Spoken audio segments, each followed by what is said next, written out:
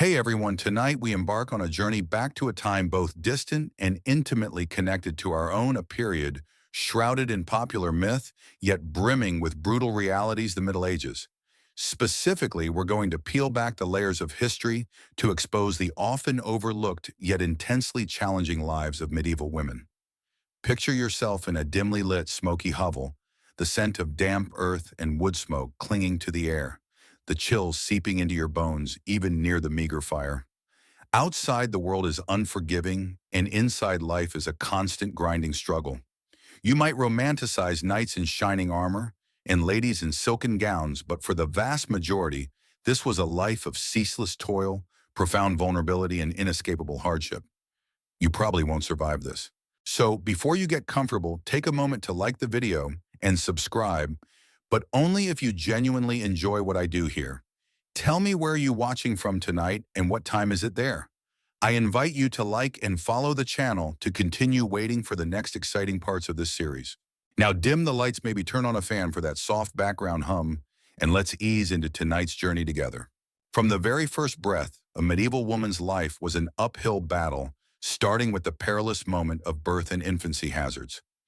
You see, being born in the Middle Ages was less a joyous occasion and more a high-stakes gamble against overwhelming odds. The birthing chamber, whether it was a smoky peasant hut or a slightly grander lord's manor, was a place of immense danger, not just for the infant, but primarily for the mother.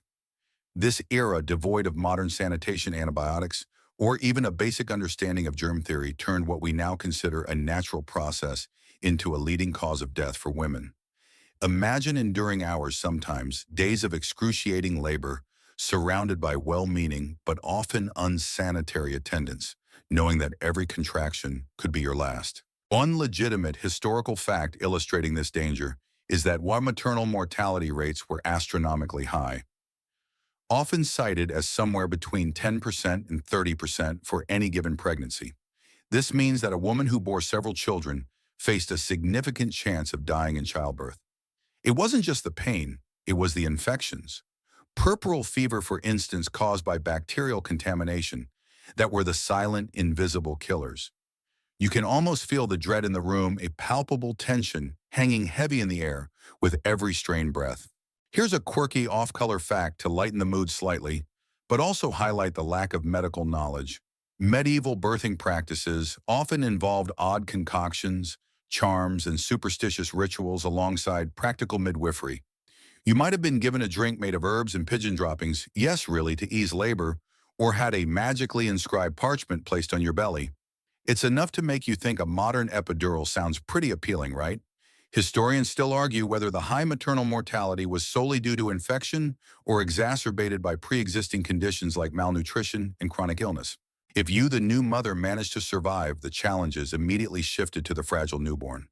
Infancy was equally, if not more, brutal.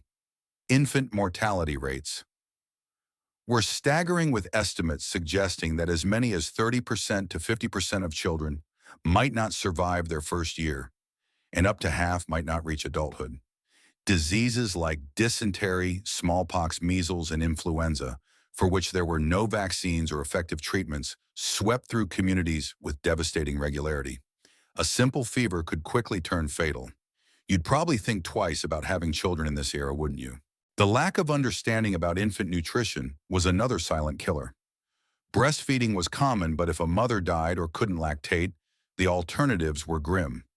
Wet nurses were an option for the wealthy, but for the poor, concoctions of animal milk gruel or even chewed bread, fed via rudimentary and unsanitary feeding horns, were often used. Imagine trying to keep a baby healthy with an unsterile animal horn, leading to frequent stomach upsets and infections. Furthermore, accidental deaths were tragically common. In an age of open fires, crowded living conditions, and ever-present livestock, infants were vulnerable to burns, falls, and being accidentally trampled. You lived in a constant state of vigilance, knowing that a moment's inattention could lead to tragedy. The sense of precariousness around new life was absolute. This constant threat meant that medieval parents, while undoubtedly loving, often adopted a degree of emotional detachment as a coping mechanism. It wasn't a lack of affection, but a brutal necessity born from the heartbreaking frequency of infant death. You couldn't afford to be utterly consumed by grief if you were to survive and care for your other children. It's a harsh truth, but practical survival often overshadowed emotional bonds in those brutal times. So from the moment you as a medieval woman were brought into this world, or indeed brought a new life into it, you were immediately plunged into a maelstrom of vulnerability and danger. This precarious beginning set the tone for a life where survival was a daily triumph, and every milestone from reaching adulthood to bearing children was a testament to extraordinary resilience. You're settling into the rhythm of the trail, a hypnotic, endless motion that becomes your new normal. Days bleed into one another, marked by the sun's slow arc across the impossibly wide sky. Your life revolves around the herd, a living, breathing entity of thousands of longhorns. You ride point at the front, guiding the lead cattle, or flank riding alongside the herd to keep them moving forward and prevent strays. Perhaps you're on drag at the very back, eating dust stirred up by thousands of hooves, a truly unglamorous but essential position. The pace is agonizingly slow, usually no more than 10 to 15 miles a day. You learn patience on a scale you never imagined possible. Every morning before the first hint of dawn, you're up. There's no hitting the snooze button out here. The cook, often the first awake, gets the fire going, and the aroma of coffee and frying bacon cuts through the crisp morning air, a brief welcome luxury. You grab a quick bite, saddle your horse, and you're off, pushing the cattle out of their bed grounds. The sun rises warm at first, then quickly searing, beating down on your broad-brimmed hat and the sweat-soaked bandana around your neck. You learn to conserve water, to make a small canteen last for hours, and to appreciate the occasional muddy puddle as if it were a pristine spring. This isn't a quick sprint. It's a marathon of endurance, both for you and the cattle. You spend hours, days, weeks simply riding, watching, listening. The lowing of the cattle, the creak of saddle leather, the whisper of the wind through dry grass, these are the dominant sounds of your world. Conversation is sparse, often just terse commands or observations. You become adept at communicating with gestures, a nod, a wave, a quick glance that conveys more than words ever could. It's a job that requires constant vigilance, not just for the cattle, but for everything changes in weather signs of rustlers, dangerous terrain, or even just a rattlesnake coiled in the grass. Historians still argue whether the extreme isolation fostered profound self-reliance or conversely led to widespread mental strain among the drovers. You certainly feel the weight of solitude, even surrounded by thousands of cattle and a dozen men. You learn to entertain yourself with your own thoughts, your own memories, your own quiet observations of the vast landscape passing by. Occasionally you might pass another outfit, a brief encounter in the immensity of the plains, perhaps swapping news or a much-needed item. But mostly it's just your small group moving inexorably forward. You become intimately familiar with every member of your outfit, their habits, their strengths, their quirks. You see them at their best and at their worst, under pressure and during moments of rare relaxation. The bonds forged on these trails are thick, built on shared hardship and mutual dependence. You share jokes, sometimes surprisingly lighthearted ones that cut through the dust and fatigue, like the one about the new hand who tried to milk a longhorn bull. Let's just say he learned a valuable lesson about bovine anatomy the hard way. It's these small moments of levity that keep the grind from becoming unbearable. You learn to read the sky for signs of storms, to anticipate a sudden shift in the wind, to feel the subtle tremor in the ground that might signal a herd's unease. Every sense is heightened, sharpened by the constant demands of the trail. The sun dips and the routine shifts. It's time for the night watch, a whole new challenge. As twilight deepens, you find yourself on night watch, a shift that is both serene and utterly critical. This is where the magic, or perhaps the method of the cowboy lullaby, truly comes into its own. You're riding slowly around the perimeter of the bedded-down herd, a dark, vast mass spread across the prairie. The cattle, after a long day's drive, are trying to rest, but they're inherently skittish creatures. A sudden noise, a wolf's howl in the distance, even a rustle of leaves could send them into a panicked stampede, scattering for miles and risking injury or death for both beast and cowboy. This is where your voice becomes an instrument of calm. You begin to sing, not for an audience, certainly not for fame, but for thousands of nervous animals. The songs aren't complex melodies or rousing anthems. They are often simple, repetitive tunes, sometimes just improvised verses, hummed fragments, or even spoken words delivered in a low, soothing tone. Easy little doggies, easy now, you might murmur, or quiet down there, everything's all right. The sound of a human voice, steady and constant, carries through the night air, assuring the cattle that a presence is near, a protector, not a predator. It's a psychological trick, really a way to imprint a sense of safety and familiarity onto the vast, unsettling darkness. Historians still argue whether the lullabies were primarily for calming cattle or equally a coping mechanism for the lonely cowboys themselves. You suspect it's a bit of both. You might sing about anything, the stars above the long trail ahead, the girl you left back home, or simply the cattle themselves. The content is less important than the consistent, gentle vibration of your vocal cords.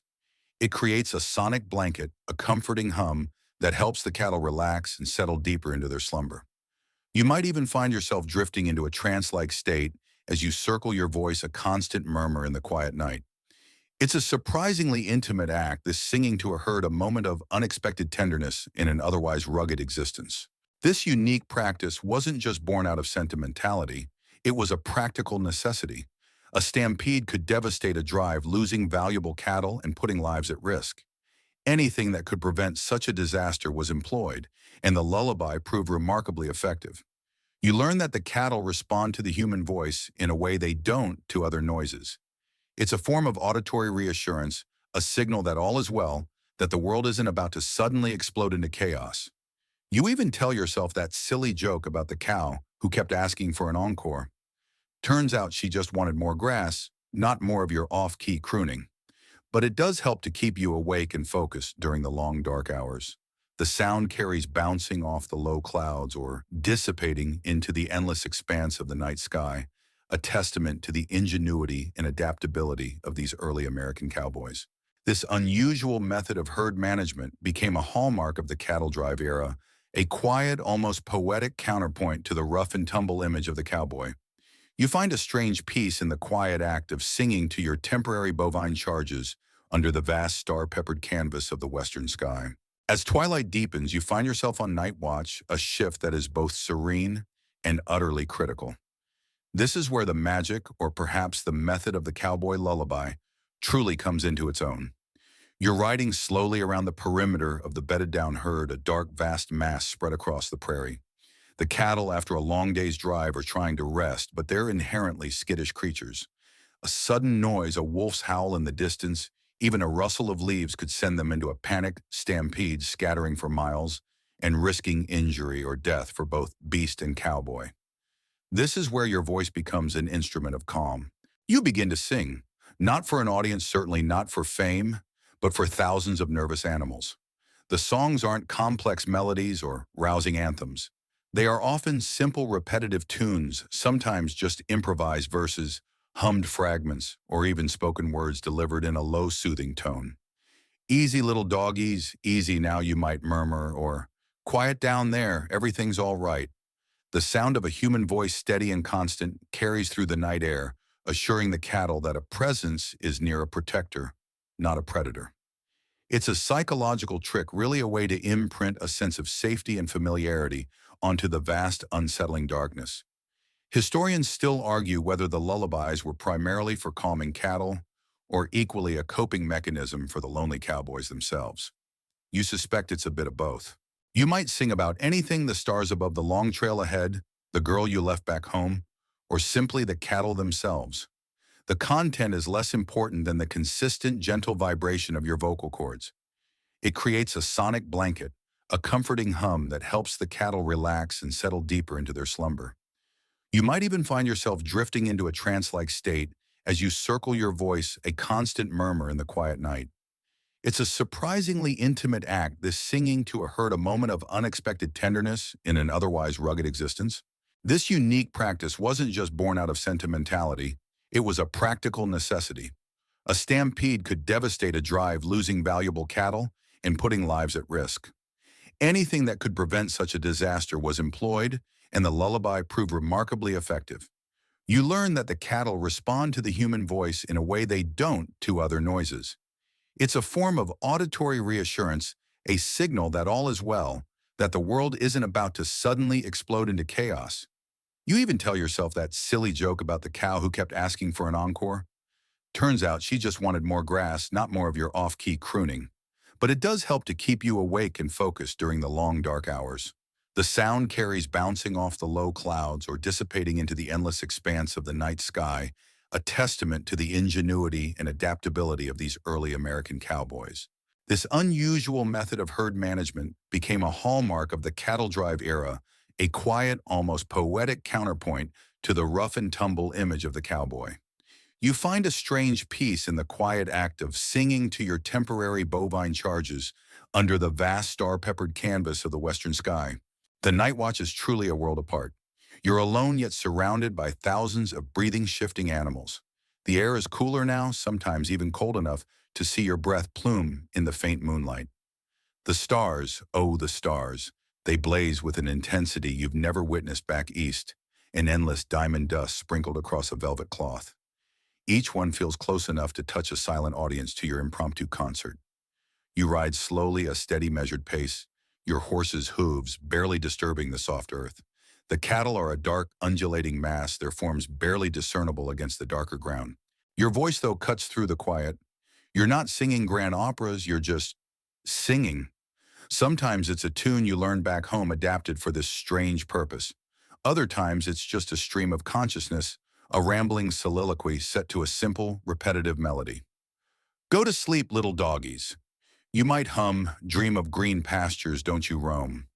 The words themselves are almost secondary to the tone, the consistent calming vibration. You realize the cattle aren't listening to the lyrics. They're responding to the familiar sound, the rhythmic cadence that speaks of safety and routine in a wild, unpredictable world. This psychological effect of sound on animals, particularly herd animals, is a fascinating aspect of early animal husbandry. A quirky tidbit you'd never imagine would be part of a cowboy's skill set. There's a subtle art to it. You can't be too loud or you'll startle them. You can't be too quiet or your voice won't carry. It's a delicate balance, finding that sweet spot where your voice acts like a gentle anchor in the vastness of the night. You find yourself watching for the smallest signs of unrest, a sudden twitch of a tail, a shift in weight, an ear pricked up too sharply. If you spot it, you might increase the volume slightly, directing your soft melody towards the agitated animal, trying to soothe its anxieties before they spread. Historians still argue whether the efficacy of these lullabies was due to the specific musical qualities or simply the consistent presence of a human voice. You're inclined to believe it's the latter. It's the assurance of someone being there. Sometimes the quiet is so profound it's almost deafening. You hear the rustle of a badger, the distant hoot of an owl, the gentle chewing of a cow, a sound almost meditative in its regularity. It's during these stretches of profound quiet that the loneliness can really set in.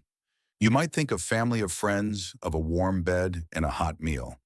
But then you refocus back to the cattle, back to your song, back to your duty. You chuckle to yourself, remembering the greenhorn who tried to sing a jaunty Irish jig to the herd. Needless to say, the cows looked more confused than calmed, and he quickly reverted to the slow, steady hum that actually worked. It's a silent, watchful vigil, your own quiet concert under a canopy of a million stars, ensuring that the valuable herd remains calm and rested for another day's drive. This is the quiet, often overlooked magic of night herding, where a cowboy's voice becomes the most important tool of all. You're not just singing "Twinkle, Twinkle, Little Star" out here. The range of lullabies sung by cowboys was surprisingly diverse, a reflection of their varied backgrounds and the songs popular in their era. While many were indeed simple, soothing hums or improvised tunes, others drew from existing folk ballads, hymns, or even popular songs of the day, subtly altered to fit the unique needs of night herding. You might hear a verse from an old Irish song, its melody slowed and softened, or a familiar spiritual hymn given a new bovine-centric lyrical twist. It's less about the specific song and more about the delivery, the consistent rhythm, the gentle tone, the unbroken flow of sound that reassures 1,000 skittish animals. Think about it, these men came from all walks of life, from former soldiers to runaway slaves, from European immigrants to displaced farmers. Each brought a piece of their cultural heritage with them, and music was a fundamental part of that. A cowboy from the Deep South might unconsciously hum a bluesy tune, while one from New England might adapt to sea shanty. The common thread was the transformation of these diverse musical forms into something suitable for calming cattle. You might even find yourself making up new verses on the fly, describing the stars, the cold, or the sleeping herd, a kind of spontaneous poetry born of necessity and isolation. This creative adaptation of existing music into practical calming tools for herd management is a fascinating yet often overlooked aspect of cowboy culture. It's a far cry from the polished performances you might hear in a saloon. Here, the audience is entirely undiscriminating in terms of pitch or vocal range, caring only about the steady, reassuring presence of your voice. There's no pressure to hit the high notes, only to maintain a continuous, low murmur.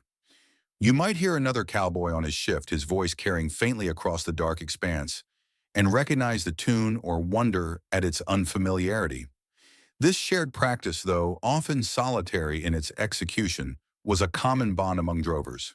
Historians still argue whether certain specific melodies or lyrical themes were considered more effective than others for calming cattle, or if it was truly just the human vocal presence. Sometimes a cowboy would even sing about the very dangers they were trying to prevent, perhaps a cautionary tale about a stampede, but sung in such a gentle, soothing way that the cattle remained oblivious to the underlying tension. It's a strange juxtaposition, the inherent danger of the frontier, tempered by the tender, almost maternal act of a lullaby. You might even crack a tired smile thinking about how your own singing voice, which might clear a saloon, dance floor in a town, is considered a top-tier tranquilizer for a 1,000-pound steer. This pragmatic adaptability, turning any tune into a tool for the job, showcases the ingenuity of these trail-worn men, elevating their simple vocalizations into an essential part of the cattle drive. Now think about the instruments available to a cowboy on a cattle drive. You're probably picturing a lone guitar around a campfire, right? Forget that romantic notion. The truth is, musical instruments were a rarity on the trail, and for good reason. They were cumbersome, easily damaged by dust rain and rough handling, and utterly impractical for a man whose primary focus was managing thousands of pounds of livestock. You might laugh, but bringing a grand piano on a cattle drive would be just as absurd as a concert harp, though a tiny harmonica might pass muster barely. So when we talk about the cowhand's musical toolbox, we're largely talking about the most versatile instrument of all, the human voice. This was the primary tool for those night lullabies, for singing around the campfire, and for passing the long, monotonous hours. It required no maintenance, no tuning, and could withstand any weather. You rely on your own vocal cords adapting their tone and volume to the situation. For a stampede, a loud, sharp yell to try and turn the herd. For night watch, a soft, comforting murmur. Occasionally, a harmonica might make an appearance. Small, durable, and relatively easy to carry in a saddlebag, a mouth organ could provide a moment of melody, a simple tune to break the silence of the vast plains. You might even hear a faint, reedy sound wafting from a distant campfire, the cowboy trying to coax a familiar melody from the small instrument. It was a personal indulgence, a rare luxury that brought a touch of home to the desolate frontier. Another possibility, even rarer, was a fiddle or banjo, though these would typically only be found with the outfit's cook or a cowboy who had a dedicated pack horse for his personal effects. Carrying such an instrument meant sacrificing valuable space for necessities a choice few were willing to make. This logistical challenge meant that spontaneous music was almost exclusively vocal. Historians still argue whether the lack of formal instruments influenced the simplicity and improvisational nature of true cowboy songs, or if the songs were simple by nature regardless. You'd likely agree with the former. Necessity is indeed the mother of invention, and in this case, invention leaned heavily on the most accessible tool, the voice. You learn to project, to carry a tune, even if you're not particularly gifted, because the cattle aren't judging your vocal talent. They're responding to the vibrations, the steady cadence, the undeniable presence of a human voice telling them, all is calm, all is well. This reliance on the voice meant that cowboy music at its core was incredibly raw and authentic, stripped of any instrumental embellishments, reflecting the stark reality of their lives on the open range. It was music born of necessity, sung for survival, and carried on the wind. You've heard the tales, seen the films, maybe even hummed a few cowboy songs. The image of the American cowboy is deeply etched into popular culture, the stoic hero quick with a gun riding into the sunset saving the day. You probably picture vast, unspoiled vistas, dramatic shootouts, and perhaps a dashing figure serenading a beautiful saloon girl. This is the Hamith, the romanticized version, spun by dime novels, Wild West shows, and later Hollywood. It's an intoxicating vision full of freedom and adventure. But then there's the Kmirth, or perhaps more accurately, the gritty reality of the job. You're living it. Your clothes are perpetually caked in dust, sweat, and sometimes something far less pleasant from the herd. You smell of horse campfire smoke and days without a bath. Your hands are raw, your muscles ache, and sleep is a precious, often interrupted commodity. You're not just riding, you're mending fences, breaking horses, pulling calves from mud, and facing down the genuine dangers of stampedes, lightning storms, and desperate men. The glamour of the trail is often overshadowed by biting flies, monotonous riding, and the constant threat of injury. The truth of the cowboy's life was a far cry from the clean-cut, heroic figure often portrayed. These were working men, many of them young, often marginalized, seeking opportunity or simply escape on the frontier. They were pragmatic, resourceful, and incredibly resilient. Their days were filled with hard labor, not dramatic confrontations. Sure, there were conflicts, but they were more often with the unforgiving elements or recalcitrant cattle than with mustache-twirling villains. A quirky tidbit you might not expect is that many cowboys, especially during the peak of the drives, were African American or Tejano, their contributions often overlooked in the dominant narrative. Historians still argue whether the myth of the cowboy was a necessary cultural construct to embody American ideals of rugged individualism, or if it simply overshadowed the complex and diverse realities of frontier life. You living the reality know it's a bit of both. The need for heroes is strong, and the cowboy with his independence and skill was a perfect fit. Yet you also know the practical jokes, the dry humor, and the shared camaraderie that made the harsh realities bearable. Like the one about the cowboy who was so tough he used barbed wire for dental floss. Probably not true, but it gets a weary laugh around the campfire. The gap between the myth and the actual mirth of daily existence on the range was vast, a testament to how powerfully human imagination can reshape even the most mundane or difficult realities into something grander, something legendary. On a cattle drive, the trail boss isn't just a manager. He's the absolute authority, the orchestrator of this vast moving symphony of men and beasts. You quickly learn to watch him, to anticipate his needs, to understand his silent orders. He rides at the front, setting the pace, scanning the horizon, making split-second decisions that could mean the difference between a successful drive and utter disaster. His communication isn't always through shouted commands. Often it's a subtle wave of the hand, a tilt of the head, or a particular way he holds his reins that signals the next move. You pick up on these cues, internalizing them, responding almost instinctively. The hierarchy on a cattle drive is rigid, born of necessity and the high stakes involved. Below the trail boss are the point riders, then the flank, and finally the drag. Each man has his assigned role, and deviation from it can disrupt the entire operation. You know your place and you stick to it. There's no room for ego or insubordination when thousands of pounds of restless cattle are at stake. A simple nod from the boss might mean, hold the herd, while a slow, deliberate turn of his horse could signal a change in direction. It's a finely tuned machine, and every cowboy is a crucial, if small, part of its intricate workings. This tacit communication, a reliance on shared understanding rather than constant verbal instruction, is a hallmark of trail life. A quirky tidbit that reveals the deep trust and experience within an outfit. Consider the complexity: planning the route, finding water and grazing land, anticipating weather, managing conflicts among the men, dealing with potential threats like rustlers or hostile Native American tribes. All of this falls on the trail boss's shoulders. He carries the immense burden of responsibility for the herd, the men, and the entire venture. You witness his quiet leadership, his ability to remain calm under pressure, his encyclopedic knowledge of the land. Historians still argue whether the absolute authority of the trail boss was a practical necessity for efficiency, or if it occasionally led to abuses of power on the isolated trails. From your perspective, it feels like the former. In this environment, clear, unquestioned leadership is paramount for survival. He's not just giving orders, he's reading the landscape, predicting the herd's mood, and constantly assessing risks.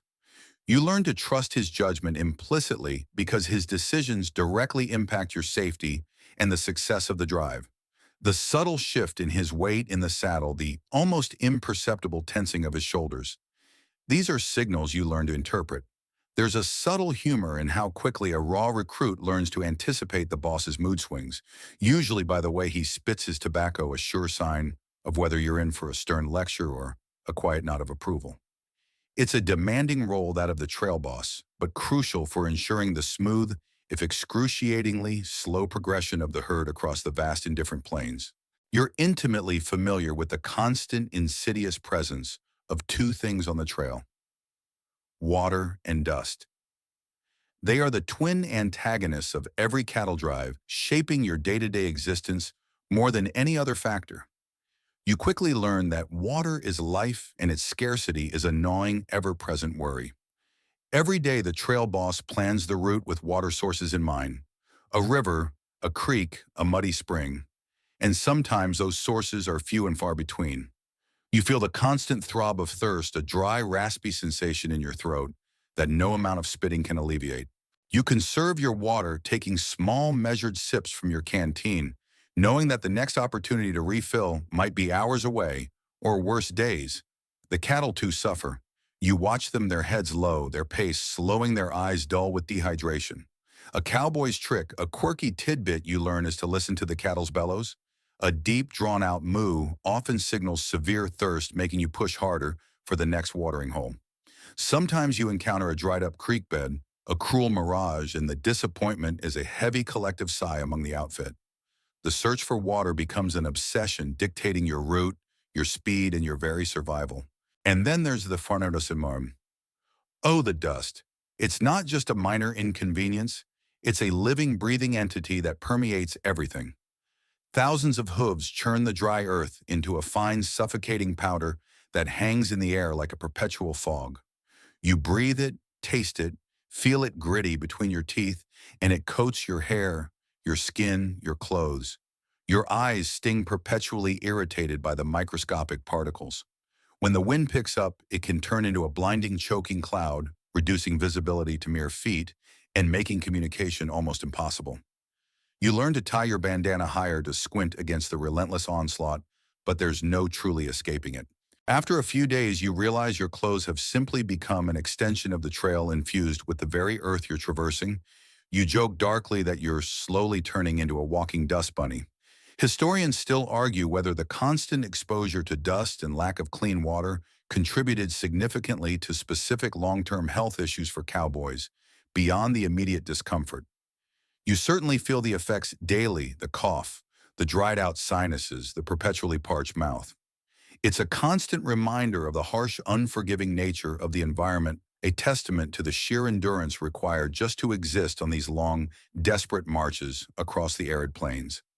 Every drop of water, every moment of clean air becomes a small, precious victory in a world defined by its absence. When the sun finally dips below the horizon, casting long purple shadows across the plains, a different kind of life begins around the campfire.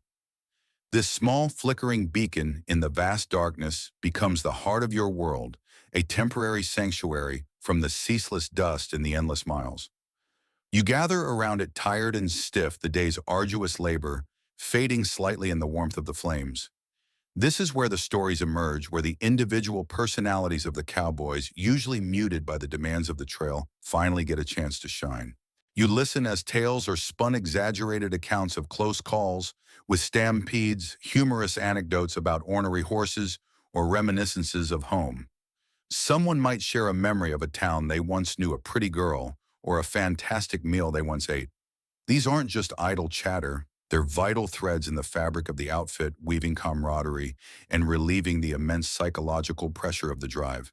The laughter, though often weary, is genuine, a release of tension that builds throughout the long, silent days. You might contribute your own tale, perhaps a slightly embellished version of that time you nearly lost your hat to a rogue gust of wind, making everyone chuckle. The stories are often punctuated by the quiet sounds of the night, the rustle of the wind, the distant lowing of the bedded cattle, the crackle of the fire. You gaze up at the Wanashundino, lonely stars. which seem impossibly bright and numerous out here, far from any city lights. They serve as a constant reminder of your smallness in the grand scheme of things, and yet paradoxically, of the profound sense of connection you feel to the universe.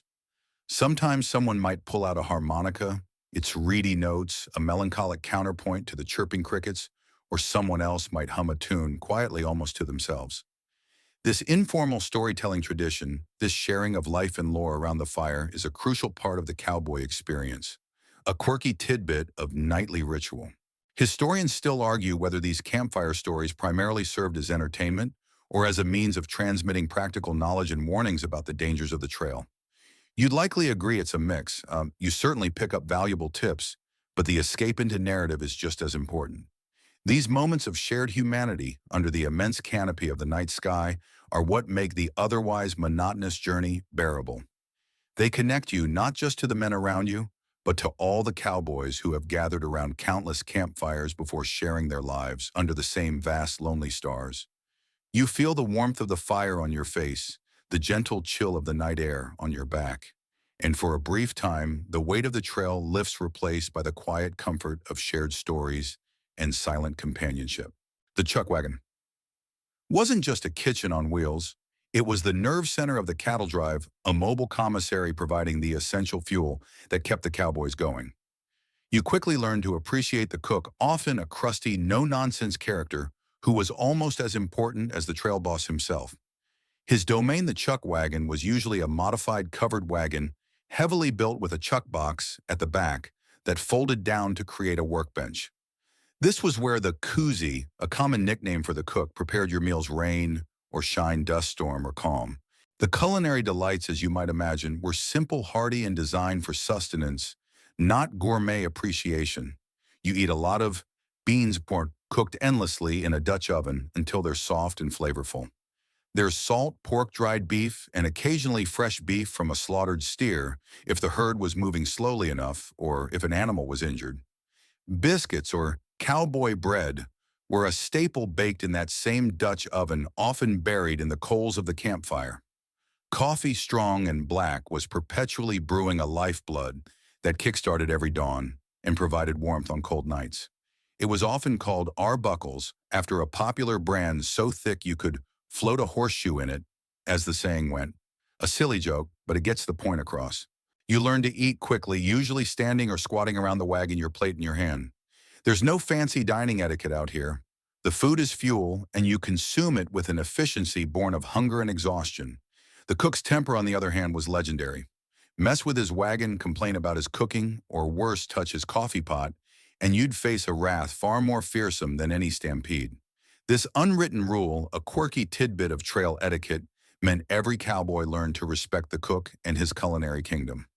You quickly understood that a happy cook meant consistent meals, and inconsistent meals meant a very bad day. Historians still argue whether the limited diet of the cowboys significantly impacted their long-term health, given the strenuous physical demands of the job. You certainly feel the effects of the heavy, often greasy food, but also the energy it provides. The chuck wagon also carried supplies beyond food, bedrolls, medical kits, and tools for repairs. It was a self-contained unit designed to support the entire outfit for months on end. So while the meals might not have won any awards, they were vital, and the chuck wagon with its dedicated cook was an indispensable part of the cowboy's life on the open range. It was a greasy, dusty, often cramped space, but it was also the source of comfort and calories, a mobile home base in the vast, untamed wilderness. You're not just battling the elements and the stubbornness of cattle out here, you're also constantly aware of a more sinister threat: rustlers. The open range, vast and largely unpoliced, was a tempting target for those who preferred to make their living by stealing rather than honest labor. These weren't always the slick, organized gangs of movie fame. Sometimes they were just desperate men, but their intentions were always the same: to lighten your herd by a few dozen or 100 head under the cover of darkness. You learn to ride with one eye on the herd and the other scanning the shadows, always listening for unfamiliar sounds or unusual movements. The stakes were incredibly high. For the ranch owner, stolen cattle represented a massive financial loss. For the cowboys, it meant harder work to recover the animals' potential danger and the very real possibility of losing their jobs if the herd wasn't delivered intact. A quirky tidbit you learn is that many outfits employed stock detectives, essentially private lawmen whose sole job was to track down and punish rustlers, often with little regard for formal legal processes.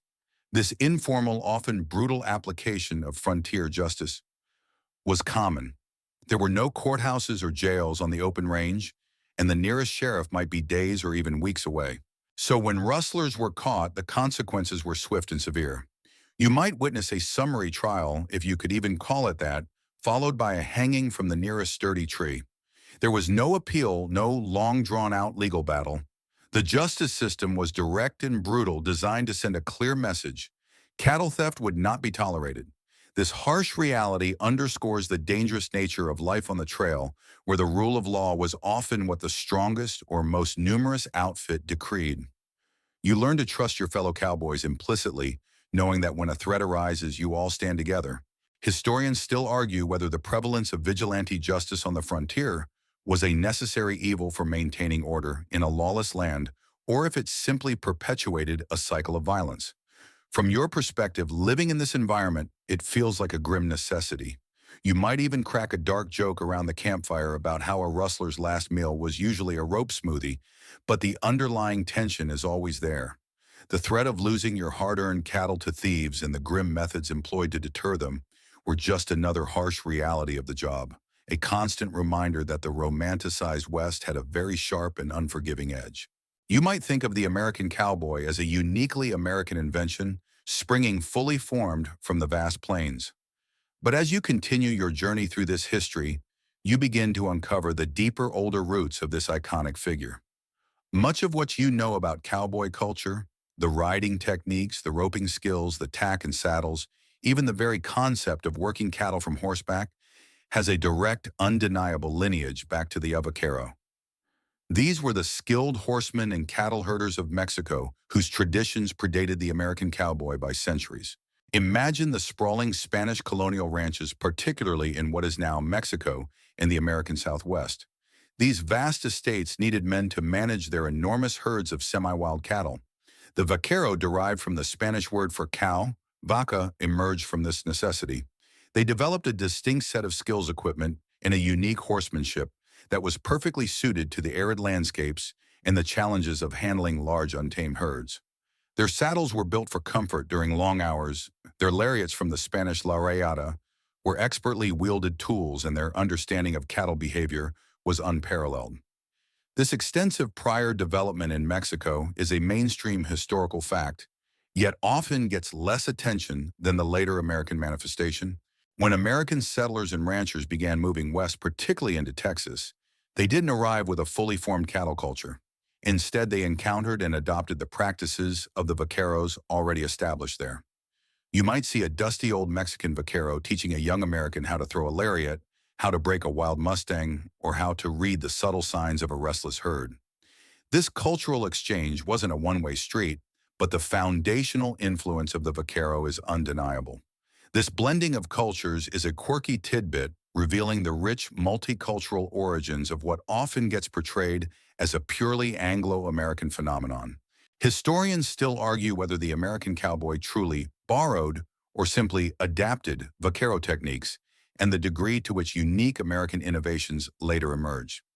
From your vantage point on the dusty trail, observing the techniques and the gear, you see the clear echoes of that Spanish heritage everywhere.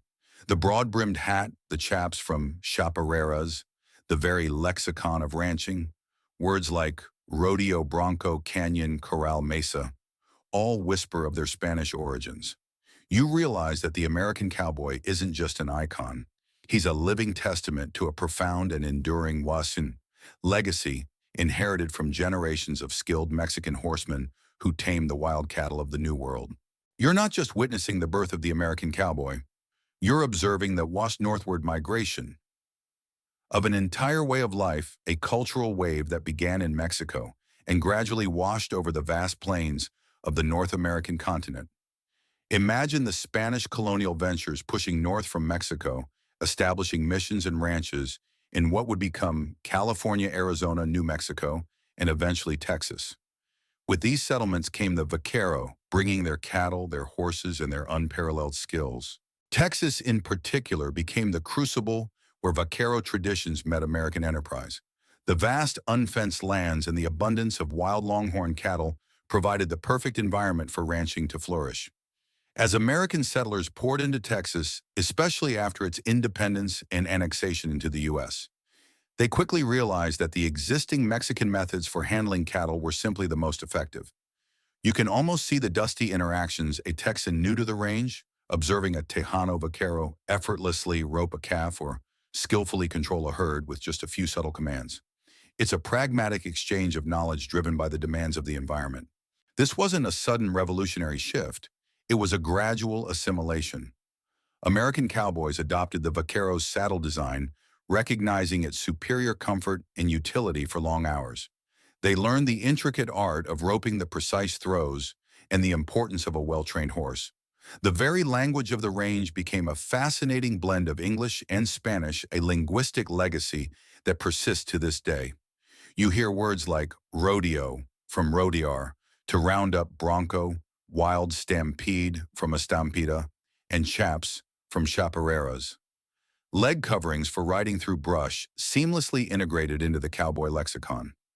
This linguistic fusion is a quirky tidbit reflecting the deep cross-cultural pollination. As the demand for beef grew in the burgeoning cities of the East and the railroads pushed westward, the cattle industry expanded rapidly. The need for drovers to move those vast Texas herds north to the railheads intensified, leading to the full flowering of the American cattle drive era.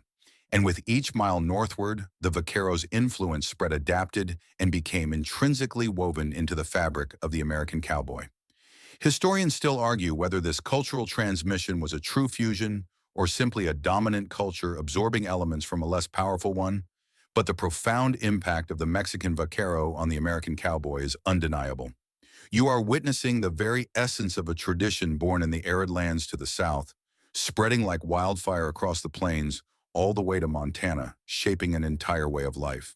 You're riding along feeling the familiar sway of your horse when a new distant sound begins to intrude upon the quiet vastness of the plains.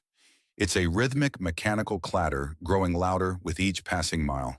This, you realize, is the sound of progress, the undeniable advance of the Maikibadihino Aaron. For decades, the longhorn herds had to be driven for hundreds, even thousands of miles, a slow and perilous journey to distant markets. But the iron horse, relentlessly pushing westward, was about to revolutionize the entire cattle industry. Imagine the first time you see the gleaming steel rails stretching across the prairie, a stark contrast to the endless dirt and grass. The very idea of a machine that could transport cattle faster and more efficiently than 1,000 cowboys must have seemed like something out of a dream or perhaps a nightmare, depending on your perspective. The construction of these rail lines was an immense undertaking, cutting through mountains, spanning rivers, and opening up previously inaccessible territories.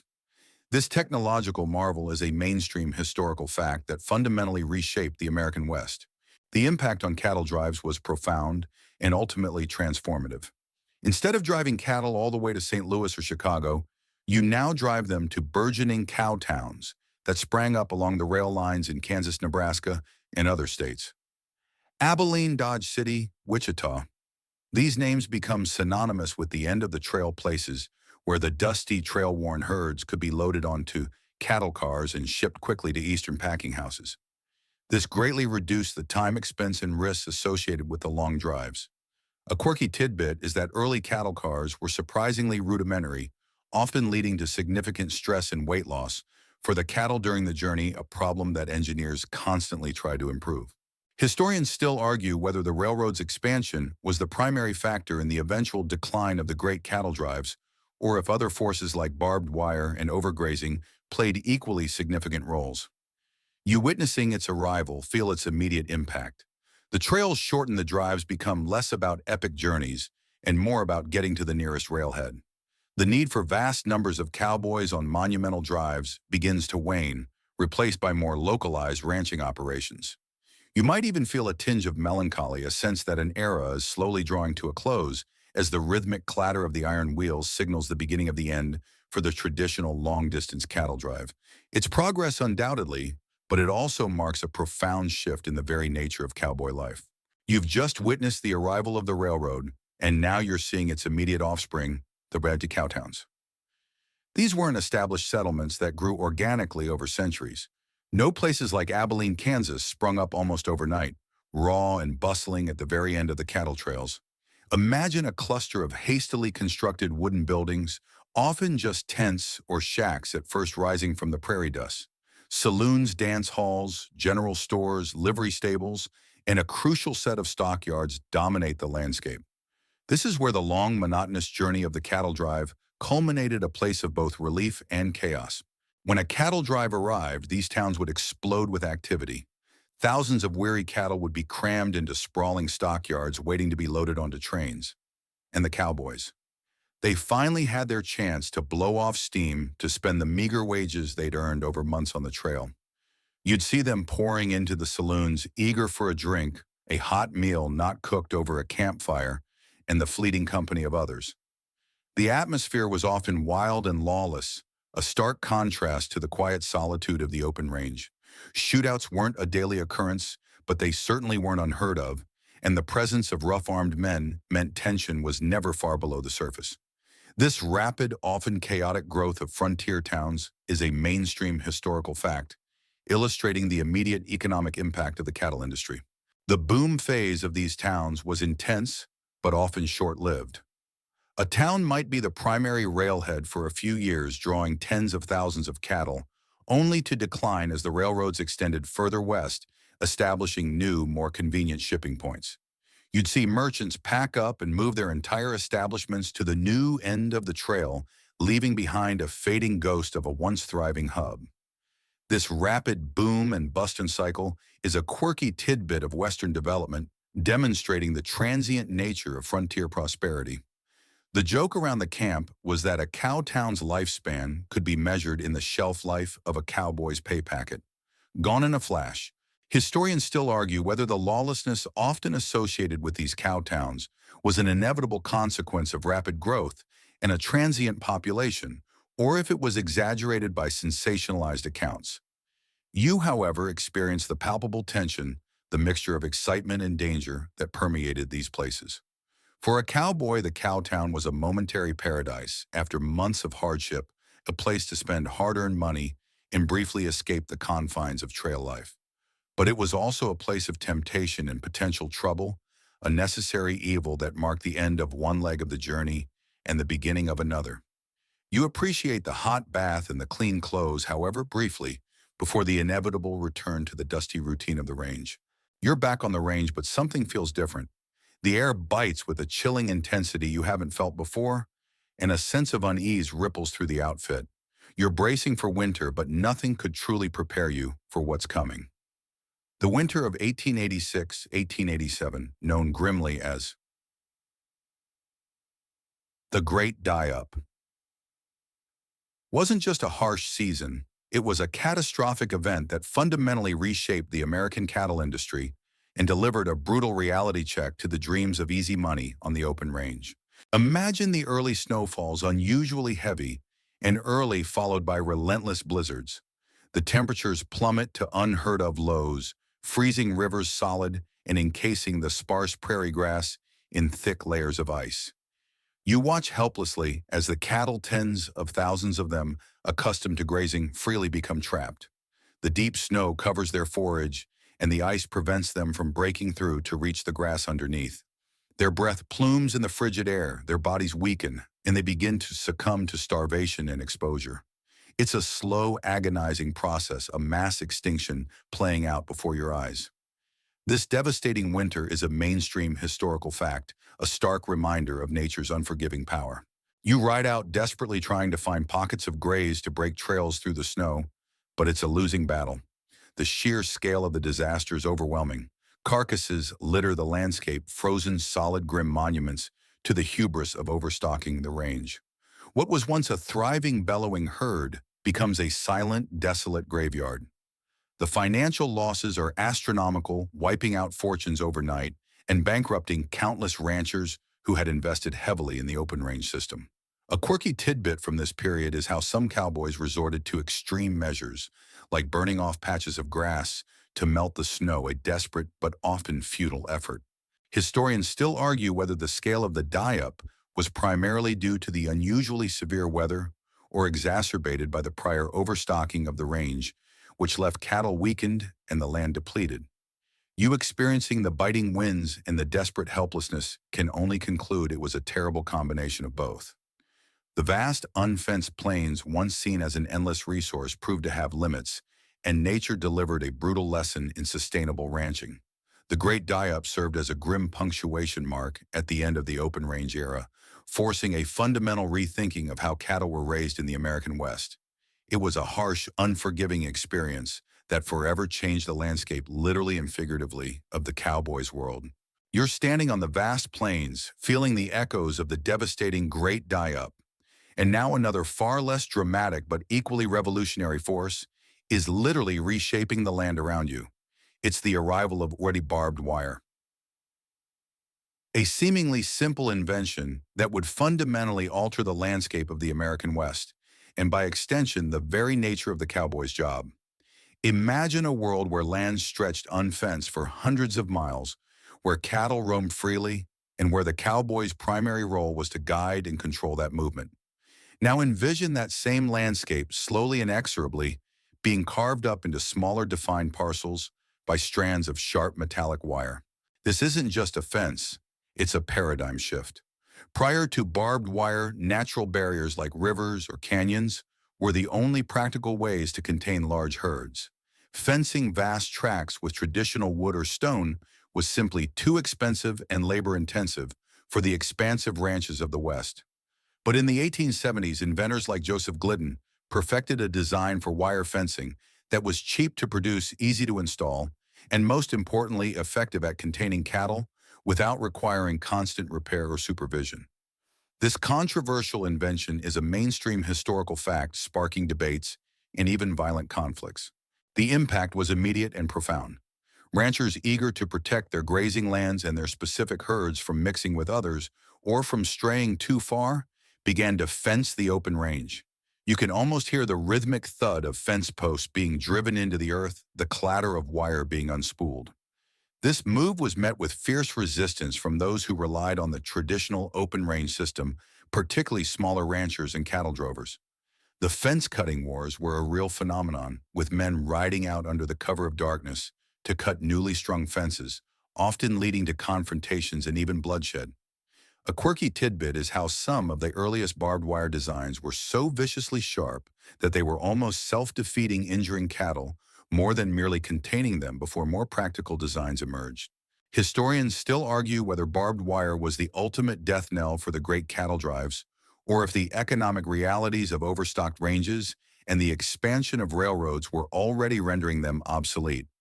Regardless, you see its direct effect, the cowboy's role shifts.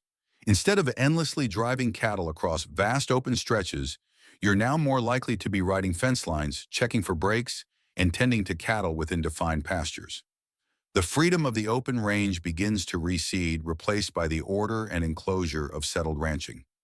It's a literal closing off of a frontier, a quiet but undeniable end to an era signaled by the glint of sharp wire under the western sun. You've seen the open range diminish, carved up by barbed wire, and the long drives dwindle with the advance of the railroads. This means the very essence of the cowboy's job, the skills you've honed over endless miles, must also shift. The image of the nomadic drover pushing thousands of cattle across vast, unfenced landscapes begins to fade into history. In its place emerges the ranch hand, a cowboy whose work is more localized, more settled, and arguably just as demanding, but in different ways. Instead of spending months on a continuous drive, your focus now turns to the daily operations of a specific ranch. Your days are still filled with hard physical labor, but the rhythm is different. You're more likely to be involved in smaller-scale roundups, gathering cattle from defined pastures, rather than sweeping entire territories. Your roping skills are still vital, but perhaps more for doctoring sick calves, branding new stock, or moving small groups of animals between enclosures. You're still on horseback for much of the day, but the endless forward momentum of the trail has been replaced by more circuitous routes within the ranch's boundaries. This evolution of the cowboy's job is a mainstream historical fact, showcasing adaptability to changing economic and environmental conditions. Mending fences becomes a regular, perhaps even mundane part of your routine. You learn the nuances of wire repair, the art of stretching a taut line, and the infuriating patience required when a post refuses to cooperate. You might spend more time in a corral, breaking young horses, or working cattle in pens, rather than hazing them across miles of open country. The focus shifts from simply moving livestock to actively managing a more permanent herd breeding feeding, tending to their health and preparing them for shorter trips to the nearest railhead. A quirky tidbit is that with more settled ranching cowboys sometimes began to specialize more, with certain individuals becoming expert bronc riders or master ropers. Historians still argue whether this shift from drover to ranch hand diminished the romance of the cowboy or simply transformed it into a new kind of quiet perseverance. You living through it experience both the loss of the grand adventures and the newfound stability, however relative. The sense of boundless freedom might be lessened, but in its place comes a deeper connection to a specific piece of land, a particular herd, and a more predictable routine. The tall tales might become less about epic journeys and more about the quirks of individual cattle or the challenges of a specific pasture. The cowboy is still an indispensable figure, but his purpose and his daily grind have irrevocably changed, adapting to a West that is rapidly becoming less wild and more settled. You've just witnessed the gritty reality of the cowboy's evolving role, but now step into a different kind of arena, one filled with manufactured drama, grand spectacles, and a healthy dose of showmanship. You're entering the world of Ramar's Chanuridi, Wild West shows, a phenomenon that swept across America and even parts of Europe, transforming the dusty, often monotonous work of the cowboy into thrilling entertainment. These weren't accurate documentaries. They were carefully curated, highly theatrical productions designed to capture the public's imagination and romanticize a rapidly disappearing way of life. Imagine grand arenas packed with cheering crowds eager to see real cowboys. Native Americans and other iconic figures of the frontier perform daring feats. Buffalo Bill Cody's Wild West, arguably the most famous, was the epitome of this genre. You'd see expert horsemanship, thrilling reenactments of buffalo hunts with tame buffalo, of course, staged attacks on stagecoaches, and incredible displays of marksmanship. The shows presented a highly selective, often exaggerated version of the West, emphasizing heroism, adventure, and conquest. This staging and glamour of frontier life is a mainstream historical fact, turning reality into spectacle. The cowboys in these shows were often genuine article, skilled riders and ropers who had truly worked the range. But their actions were no longer driven by necessity. They were meticulously choreographed for entertainment. The quiet perseverance of the trail was replaced by flashy stunts and dramatic narratives. A quirky tidbit is that these shows were among the first truly international spectacles, bringing the American West to audiences in London, Paris, and beyond, shaping global perceptions of cowboy culture. You might even see a cowboy character doing something utterly preposterous, like lassing a spinning top purely for the audience's delight. Historians still argue whether Wild West shows primarily served to preserve an important part of American history and folklore, or if they perpetuated harmful stereotypes and distorted the complex realities of the frontier for profit. You as a modern observer looking back can see both sides. These shows undoubtedly contributed to the enduring legend of the cowboy, solidifying his image as a rugged, independent figure. But they also simplified and often misrepresented the lives of real cowboys and Native Americans, turning complex cultures into caricatures for mass consumption. For the cowboys who performed in them, it was a way to make a living using their skills, albeit in a highly artificial environment. It was a fascinating, often problematic bridge between the authentic frontier and the burgeoning entertainment industry, where the lines between historical fact and dazzling fiction blurred beyond recognition. You've seen the cowboy transformed on the stage of the Wild West show, but now a new flickering medium is about to take his image and his voice to an even wider audience. You're entering the nascent world of Hollywood, where the silver screen is beginning to project larger-than-life figures, and the cowboy inevitably becomes one of its earliest and most enduring stars. But here the image gets another twist, the wine singing cowboy. Imagine the early silent films where the cowboy was a figure of action and stoic heroism, his presence communicated through gestures and intertitles.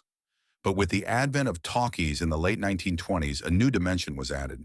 Suddenly, the cowboy could speak, and more importantly, he could sing. This wasn't necessarily a natural progression from the real working cowboy who might hum lullabies to cattle. It was a deliberate artistic choice by studios to combine popular genres, the Western and the musical. The result was a phenomenon that would define an era of cinema. This integration of music into Westerns is a mainstream historical fact leading to an iconic subgenre. Gene Autry and Roy Rogers, among others, became household names. You'd see them on screen impeccably dressed, often on beautiful horses, strumming a guitar and crooning a tune while simultaneously battling villains or saving damsels in distress. The songs were often simple, wholesome, and incredibly catchy, designed to appeal to families. The plots were straightforward, emphasizing clear moral lines and the triumph of good over evil. A quirky tidbit is that many of these singing cowboys learned to play guitar specifically for their screen roles, rather than being accomplished musicians beforehand, and often had their voices heavily processed. Historians still argue whether the singing cowboy genre provided a comforting, idealized escape during tough times like the Great Depression, or if it further distorted the complex realities of the historical West into a saccharine fantasy. You watching these films see the sheer entertainment value and the powerful appeal of a hero who was both tough and gentle, capable of handling a gun and a melody. You might chuckle at the sheer absurdity of a cowboy breaking into song in the middle of a gunfight, but the charm is undeniable. These cinematic cowboys, with their clean clothes and perfectly timed ballads, were a far cry from the dusty, pragmatic drovers you've come to know.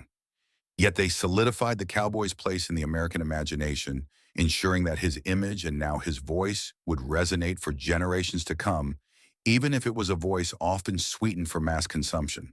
You've seen the singing cowboy rise to cinematic fame, but the screen wasn't the only place his voice was echoing. Simultaneously, a new technology was bringing the sounds of the West directly into American homes. Radio.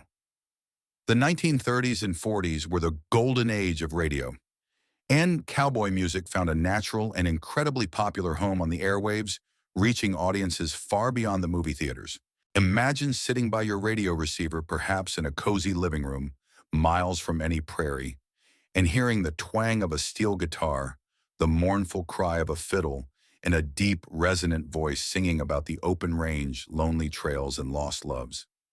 This was how millions experienced Western music, a genre that blended traditional cowboy folk songs with influences from blues country and popular ballads.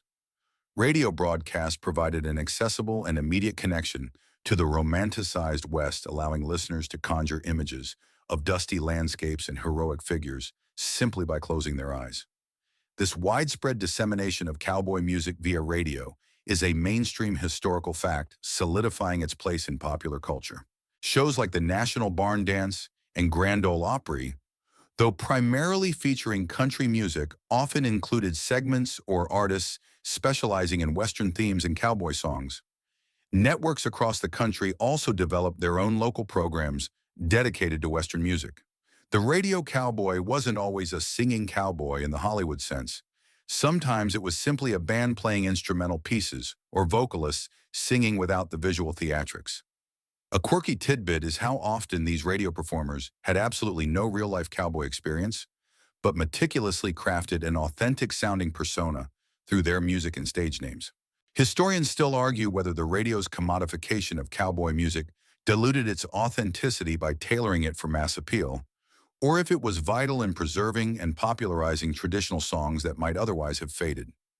You listening to the crackle and hum of an old radio might find yourself swaying to a tune regardless of its origins. The genre on radio often smoothed out the rough edges of genuine trail songs, adding more sophisticated arrangements and polished vocals, making it palatable for a broader audience. It was a powerful new platform that allowed the melodies of the West to penetrate every corner of the nation, continuing the romantic narrative of the cowboy, not just as a visual hero, but as an auditory experience, a comforting voice carrying on the airwaves, promising adventure and longing from a distance. You've heard the singing cowboy on radio, his voice echoing across the nation. But as the decades turned, the epicenter of popular music began to exert its own gravitational pull on cowboy songs, pulling them into the commercial crucible of comedy, ironic forality, and later the burgeoning music industry in Nashville. This was where raw, authentic folk melodies often met the sophisticated machinery of songwriting arrangement and mass production, sometimes resulting in a polished, almost generic sound that had little resemblance to the dusty origins of the trail.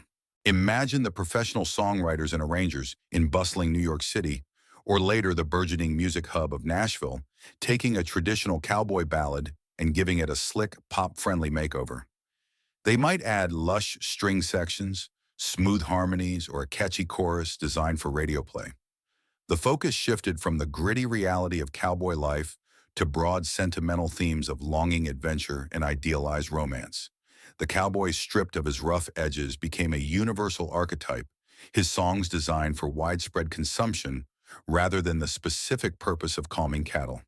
This commercialization of folk music is a mainstream historical fact, impacting countless genres. This process often led to a dilution of the very essence of true cowboy music. The spontaneous, sometimes off-key hums sung to restless longhorns were replaced by studio-perfected vocals and arrangements. The lyrics, too, sometimes lost their specific detail, becoming more generic to appeal to the widest possible audience. You might hear a song about a lonely cowboy that sounds more like a pop crooner's lament than a drover's weary sigh. A quirky tidbit is how often these commercially successful cowboy songs were penned by songwriters who had never set foot on a ranch or ridden a horse in their lives.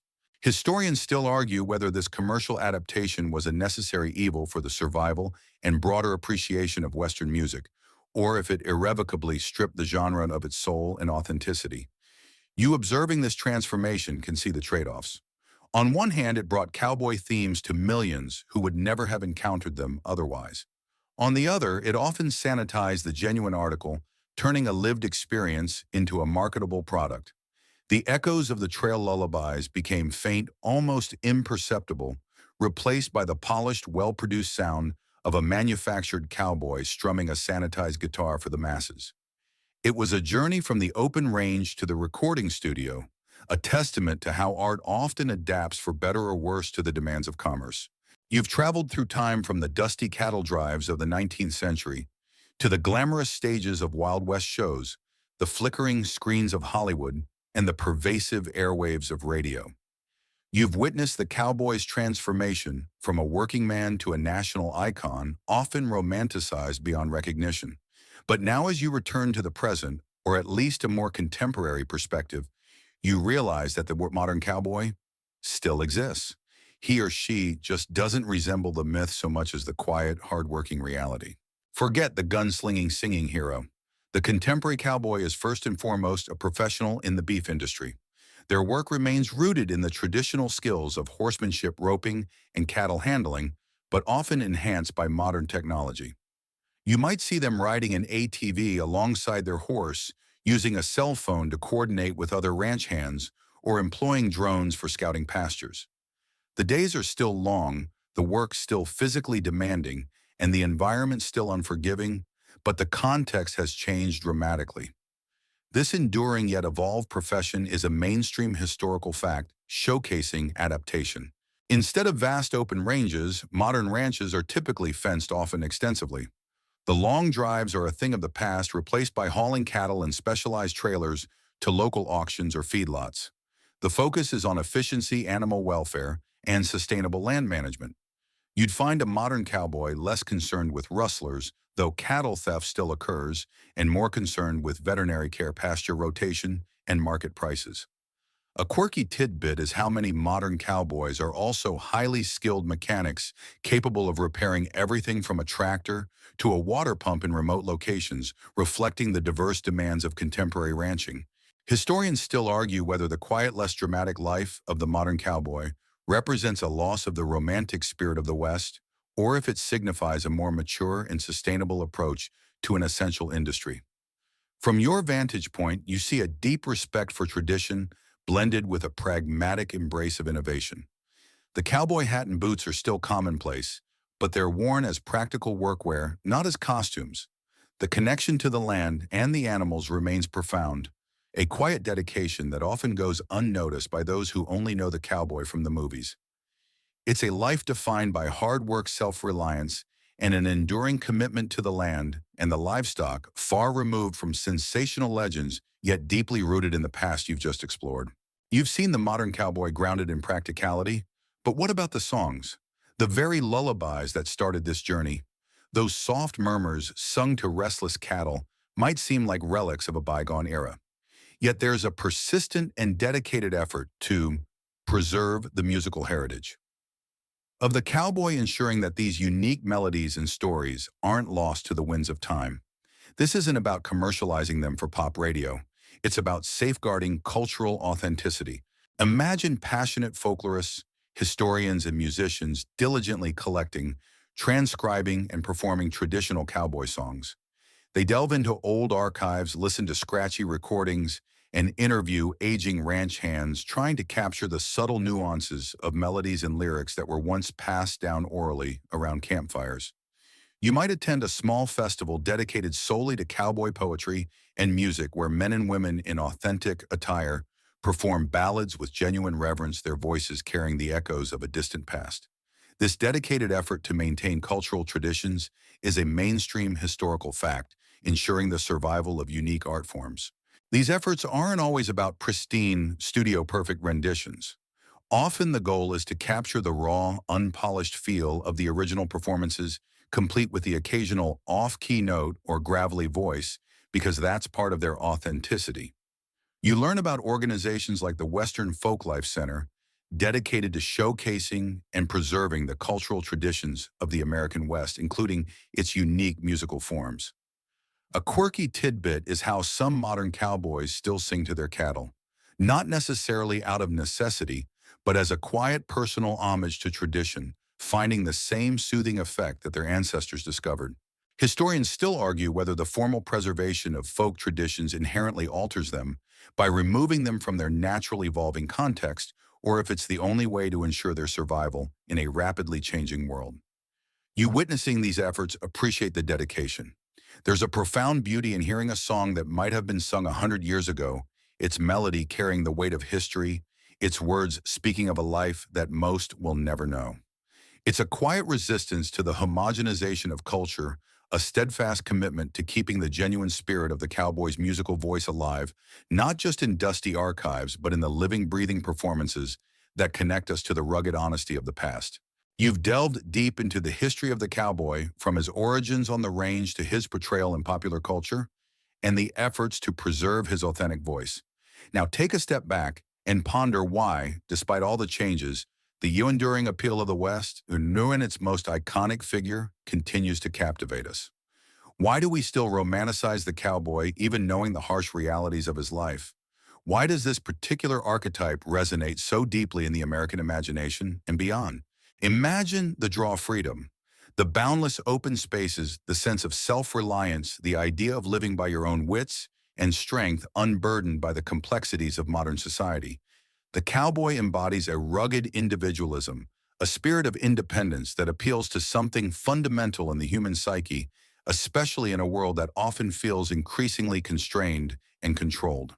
You picture him riding off into the sunset alone against a vast landscape, and there's an undeniable allure to that solitary strength. This powerful symbolic resonance is a mainstream cultural phenomenon, a testament to the enduring power of myth. Perhaps it's also the simplicity of the struggle. Man against nature, man against the elements, man carving out a living from a wild land.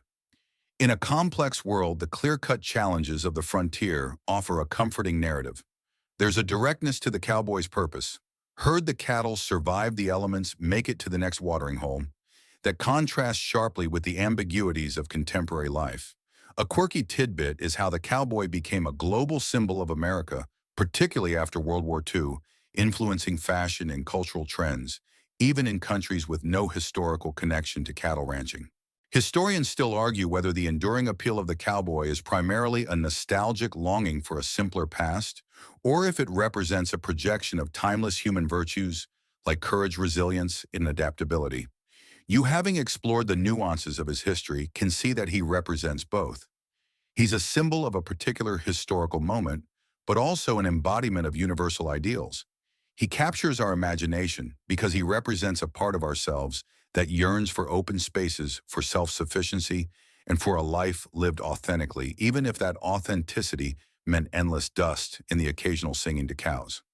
The West, in its mythical form, offers a constant wellspring of adventure challenge and the promise of a fresh start, ensuring the cowboy remains firmly saddled in our collective dreams. You've explored the broad appeal of the cowboy, but let's narrow our focus back to that peculiar, tender practice that started our journey, the lullabies, lasting whisper. It seems almost counterintuitive, doesn't it? A tough, trail-hardened man facing down stampedes and rustlers, softening his voice to sing to a herd of large, often unruly cattle. Yet this practice wasn't merely a quaint tradition. It was a testament to human ingenuity and observation, a profoundly practical solution wrapped in a gentle, almost poetic act. Imagine the deep understanding these cowboys must have possessed about animal behavior. They knew that sudden movements or loud noises could spook a herd. They also realized that a consistent, non-threatening sound could have a calming effect. The human voice specifically seemed to possess a unique power to reassure these creatures in the vast, unsettling darkness of the night. It wasn't about the lyrics or the melody in a complex musical sense. It was about the continuous, soothing vibration, a sonic presence that signaled safety and vigilance. This practical application of voice to animal management is a mainstream historical fact, often overlooked in the broader cowboy narrative. The beauty of it lies in its simplicity and effectiveness. No fancy equipment, no complex theories, just a man and his voice communing with animals under the vast star-strewn sky. It speaks to a deep, almost instinctual connection between humans and the creatures they manage. You might find yourself wondering about the quiet introspection that must have accompanied these long singing vigils, the cowboy finding a rhythm in his own voice that mirrored the slow pulse of the sleeping herd. A quirky tidbit is that some modern studies in animal science have shown that certain types of music or consistent vocalizations can indeed reduce stress in various livestock, validating the cowboy's intuitive wisdom. Historians still argue whether the lullabies were truly a unique invention of the American cowboy, or if similar practices existed in other pastoral traditions around the world. Regardless, for the American West, it became an iconic and enduring image the cowboy usually portrayed as rugged and silent, revealing a surprising tenderness in the quiet of the night. It's a powerful reminder that even in the harshest environments, gentle methods can be the most effective, and that sometimes the simplest solutions carry the most profound wisdom. The lullaby's whisper carrying on the night wind remains a soft, persistent echo of the genuine ingenuity and unexpected compassion found on the open range. You've witnessed the practical magic of the cowboy lullaby, and now as our journey nears its end, it's time to reflect on the individuals themselves. Not the mythical figures of legend, but the real everyday cowboys, the unsung heroes whose quiet, often arduous work shaped an entire era of American history. These were the men who built the cattle industry, braved the elements, and pushed the frontier westward one longhorn at a time. Imagine the sheer physical and mental endurance required for months on the trail. The relentless sun, the biting cold, the constant dust, the meager food, and the ever-present danger. These weren't men seeking glory. They were seeking a living, an opportunity, or sometimes just a place to escape and start anew. They were diverse in origin. Former slaves finding freedom and opportunity. Mexican vaqueros continuing a centuries-old tradition, European immigrants seeking their fortune, and young Americans looking for adventure. Their collective labor often performed in anonymity, built an economic powerhouse, and cemented an iconic cultural identity. This broad, diverse demographic of cowboys, often overlooked in popular narratives, is a mainstream historical fact.